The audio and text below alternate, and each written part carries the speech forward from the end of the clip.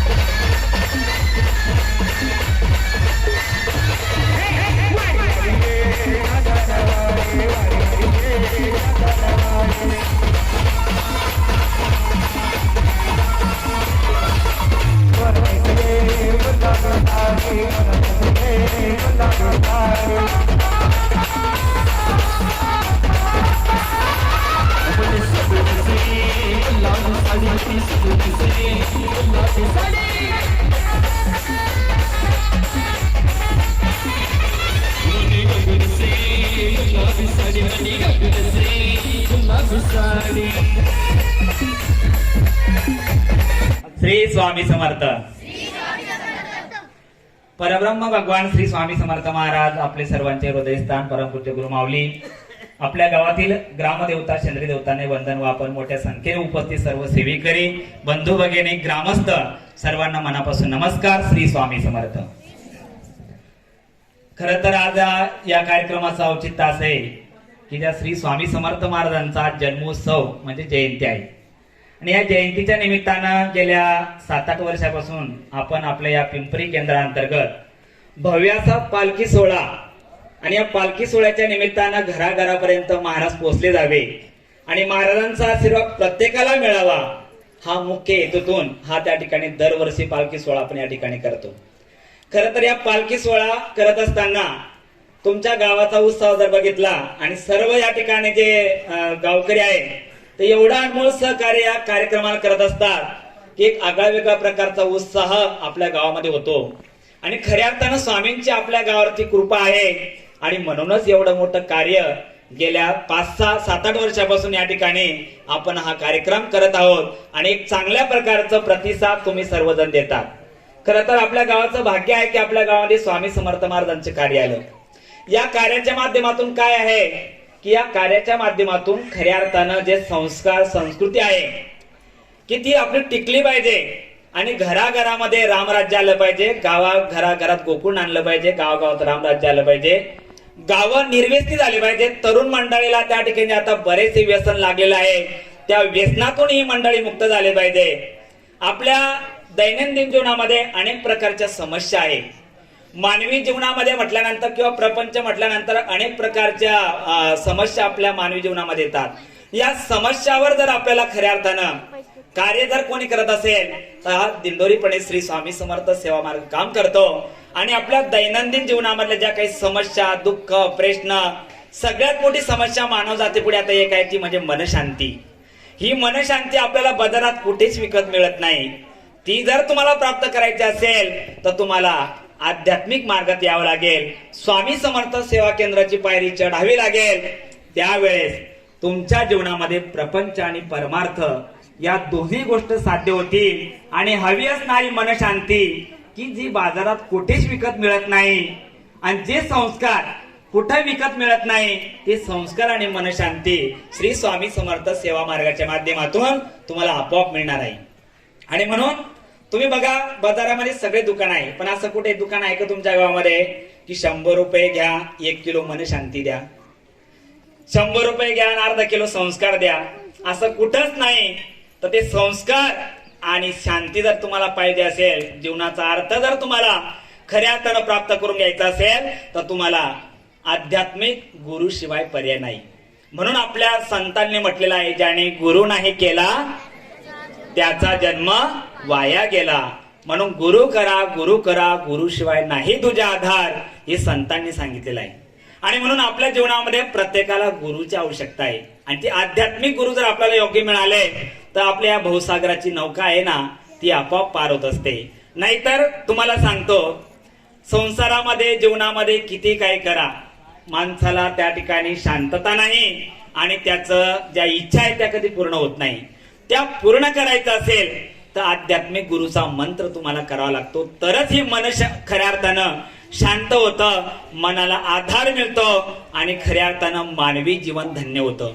आणि म्हणून त्यासाठी गुरु या शब्दाचा अर्थ असा होतो, ग म्हणजे अंधार आणि रू म्हणजे प्रकाश, की जो अज्ञानातून ज्ञानाकडे नेतो, तिमिरातून तेजाकडे नेतो, अंधारातून उजेडाकडे नेतो, तो खरा गुरु. आणि गुरुचे 2 प्रकार आहे, एक म्हणजे संसारिक गुरु आणि एक म्हणजे परमार्थिक गुरु. संसारिक गुरु म्हणजे काय, आई वडील शिक्षक, त्याच्यानंतर आपले मोठे माध्यमिक उच्च शालेय शिक्षण देणारे, असे हे सगळे त्या ठिकाणी प्रापंचिक गुरु. पण खरे आध्यात्मिक गुरु जे असतात ते माणसाला या 84 लक्ष येवण्यामध्ये मिळालेल्या मानवदेहाचं सार्थक करणारे आणि आपला जन्म मरण्याच्या फेऱ्यातून चुकवणारे आणि खऱ्या अर्थानं आपल्याला मोक्ष देणारे ते आध्यात्मिक गुरु फार महत्वाचे आहे. आणि हे मिळाल्याशिवाय आपल्या जीवनामध्ये कधीच पूर्णता येत नाही. म्हणून ज्याने गुरु नाही केला त्याचा जन्म वाया गेला. संत तुकाराम महाराजांनी असं म्हटलेलं आहे की सद्गुरु वाचून सापडे ना सोय, धरावे ते पाय आधी आधी, लोह परिसाची नसा उपमा, सद्गुरु महिमा आघादाची, आपणासारखे करती तात्काळ नाही काळ वेळ लागे. म्हणजे सद्गुरूच्या तुम्ही जोपर्यंत शरण येत नाही तोपर्यंत तुम्हाला खरं जीवन कळत नाही. आणि मग त्या ठिकाणी ज्यावेळेस आपण सद्गुरूकडे येतो, त्यांचं नामचिंतन करतो, त्यांना शरण जातो, त्यावेळेस खऱ्या अर्थानं आपल्या जीवनामध्ये धन्यता येते. आणि ही धन्यता प्रत्येकाच्या जीवनामध्ये यावी त्यासाठी गाव तेथे केंद्र आणि घर तेथे सेवेकरी ही परमपूज्य गुरु माऊलींची संकल्पना आहे. आणि म्हणून इथपर्यंत दिंडोरी प्रणित मार्ग आपल्या गावामध्ये येण्याचं कार्य तेच आहे की आपले जे काही संस्कार संस्कृती अध्यात्म वास्तुशास्त्र, शेतीशास्त्र, ज्योतिषशास्त्र हे आपल्या पर्यंत पोहोचलं जावं आणि त्यासाठी आपण या ठिकाणी दर गुरुवारी इथं आरती घेत असतो आणि आरतीच्या माध्यमातून हे सगळं ज्ञान तुमच्यापर्यंत पोहोचवण्याचं काम स्वामी समर्थ सेवा मार्ग करतो. स्वामी समर्थ सेवा मार्गाचं पहिलं कार्य असं आहे की पहिले तुमचा प्रपंच व्यवस्थित करा. कारण प्रपंच जर आपला व्यवस्थित नसेल, प्रपंच जर फाटका असेल तर तुम्ही परमार्थ करू शकत नाही. म्हणून त्यासाठी पहिला प्रपंच व्यवस्थित पाहिजे. प्रपंच करावा नेटका तो कोठे नसावा फाटका. प्रपंच करावा नेटका तो कोठे नसावा फाटका. मग त्यामध्ये असावा स्वामी भक्तीचा चुटका. म्हणजे जोपर्यंत तुम्ही पहिले प्रपंचात स्थिर होत नाही तोपर्यंत तुम्ही परमार्थात सुद्धा स्थिर होऊ शकत नाही. आणि म्हणून आम्ही सर्वजण प्रापंचिक आहोत. तुमच्या मागे मुलं बाळ आहे, संसार आहे, मुला मुलींचे लग्न आहे, शिक्षण आहे, नोकरी आहे, घरातले आजारपणा आहे. या सगळ्यातून मुक्त व्हायचं असेल तर पहिले स्वामी समर्थ सेवा मार्ग सांगितलं जातं की तुमचं देवघर देवारा तपासा, तुमची वास्तू तपासून घ्या. कारण जे बरेचसे प्रश्न आहे ते तुमच्या घरामध्येच आहे. पण तुझं आहे तुझं पासे परी तू जागा चुकलासे. आपल्या समस्या कशामध्ये अटकलेला आहे हे तुम्हाला कोणालाच काही कळत नाही. म्हणून स्वामी समर्थ सेवा मार्ग सांगतो की पहिले तुमची वास्तू तपासून घ्या, तुमचं देवघर तपासा. म्हणजे थोडक्यात काय होतं की आता एकच उदाहरण तुम्हाला देतो की तुमचं घर आहे आणि त्या घराच्या आग्नेय दिशेला जर पाणी असेल दादा तर तुमच्या घरामध्ये कायमस्वरूपी आजारपण चालू राहतं. तुम्ही सारखं डॉक्टरचे घर भरतात, डॉक्टरांना निदान न होणारे आजार होतात. तर तिथे आजार कोणते कोणते येतात? पोटाचे, पाठीचे, कमरेचे, सगळ्या प्रकारचे आजार घरामध्ये चालू राहतात. तुम्हाला हे कळत नाही. सारखं आपण त्या ठिकाणी फक्त पैसा खर्च करतोय. कारण काय? स्वामी समर्थ सेवा मार्ग सांगितला तर ज्यांच्या आग्नेय दिशेला पाणी आहे त्या घरात आजारपण आहे. आणि म्हणून तुम्हाला आता झालेलं आहे, बांधकाम झालेलं आहे, तोडफोड करायची गरज नाही. फक्त छोटे छोटे उपाय देऊन तुमचे दोष काढले जातात. जर त्या दिशेला तुम्ही लाल रंगाचा कलर मारला किंवा त्या ठिकाणी जर लाल रंगाचा झिरो बल्ब लावला तरी तो दोष निघून जातो आणि तुमच्या घरातले आजारपण आपोआप त्या ठिकाणी थांबतात. तुमच्या घराच्या ईशान्य दिशेला जर जिना असेल तर तुमच्या घरामध्ये बायपास सर्जरी, अँजिओप्लास्टी, हृदय विकार, त्याच्यानंतर दमाचे आजार हे कायमस्वरूपी चालू राहतात. तुम्हाला ते कळत नाही.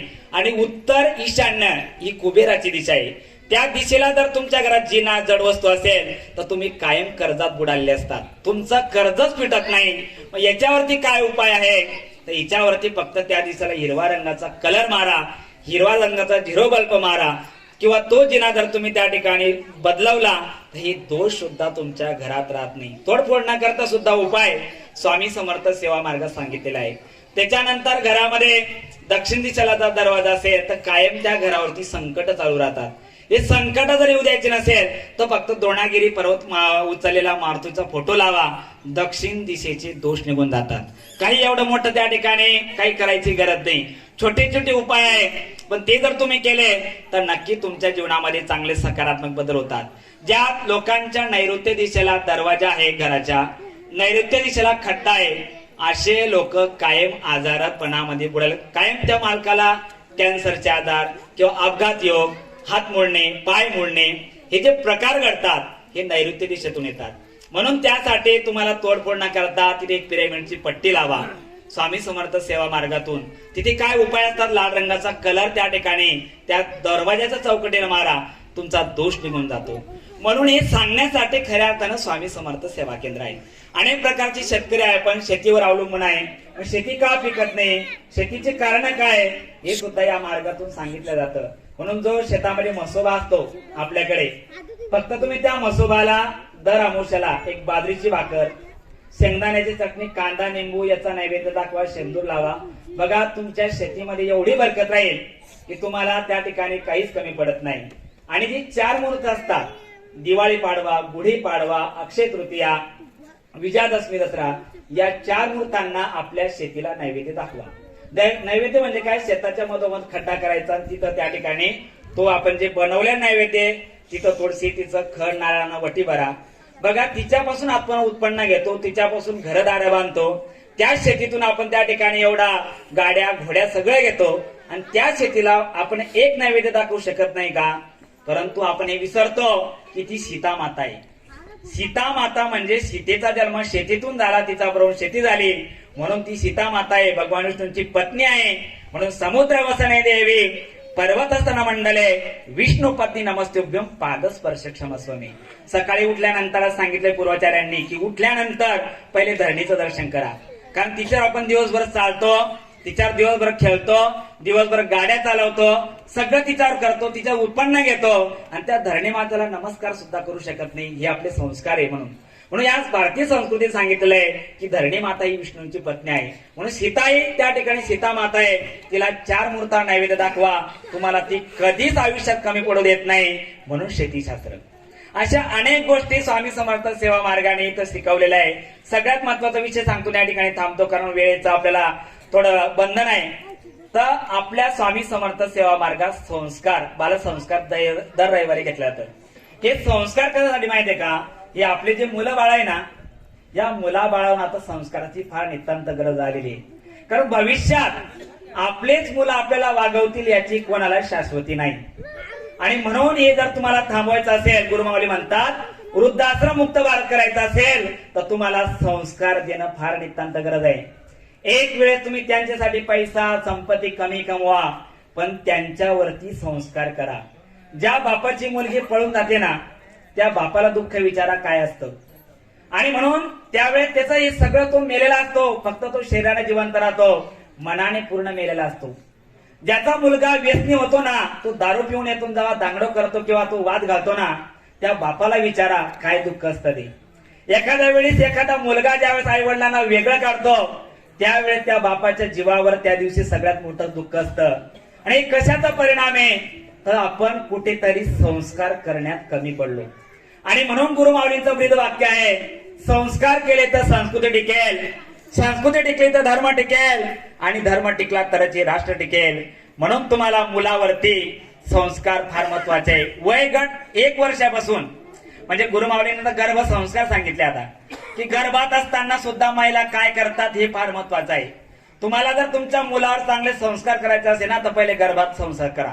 ज्यावेळेस तुम्हाला गर्भ राहतो ना, त्यावेळेस त्या ठिकाणी तुम्ही काय वाचता, काय बघता, काय खाता, काय पिता हे फार महत्वाचं आहे. आणि तुम्ही जर त्या ठिकाणी टीव्ही बघत असाल आणि पिक्चर बघत असाल तर तुमचे मुलं जन्मल्यानंतर ते सुद्धा तुम्हाला डिशम केल्याशिवाय राहत नाही, कारण ते संस्कार त्या गर्भावर झाले. जसं छत्रपती शिवाजी महाराजांना जिजामातेने गर्भसंस्कारापासून घडवलं आणि छत्रपती शिवाजी महाराज त्या ठिकाणी तयार झाले. त्याच्यानंतर जसं त्या ठिकाणी सांगितलं की अभिमन्यू जे होते तर त्यांना सुद्धा त्या ठिकाणी त्या मातेने चक्रव्यूहाचं शिक्षण म्हणजे गर्भातच दिलं होतं. अशा बऱ्याचशा ज्या गोष्टी आहेत तर हे संस्कार आपल्या जर गर्भात झाले तर जसं त्या ठिकाणी हिरण्यकशिपूचा मुलगा होता, तो दैत्यकुळात जन्मला, पण त्याची आई जी होती ना, ती त्या ठिकाणी तो गरोदर असताना ती नारद मुनीच्या आश्रमात होती. आणि नारद मुनीच्या आश्रमामध्ये असल्यामुळे काय झालं, त्याच्यावर त्या मुलावरती आपोआप ते नारायणाचे संस्कार झाले आणि तो मुलगा जन्मतात नारायण म्हणायला लागला. त्याच्यानंतर तो हिरण्यकशिपू आला तपश्चर्येहून आणि त्याच्यानंतर त्याने तो मुलगा बघितला. खरे म्हणे बाळा, त्या ठिकाणी तू आता शाळेत जातो, काय काय शिकला, कसं युद्ध करायचं काही शिकला का नाही. मग त्याने त्या ठिकाणी त्या देवाच्या गोष्टी सांगायला सुरुवात केली. त्यावेळी हिरण्यकशिपू असं हे झाला की मी दैत्यगुरु म्हणजे एवढा दैत्यांचा हे आहे म्हणे राजा ना, असं काय त्या ठिकाणी सांगतोय नारायणाचं नाव घ्या, देवाचं नावानं उद्धार होतो, देवाचं नाव केलं नाही, असं कसं हे कसं झालं. तर त्यावेळी त्याचा परिणाम म्हणजे गर्भावर संस्कार, म्हणून तो देवाचा मोठा भक्त झाला.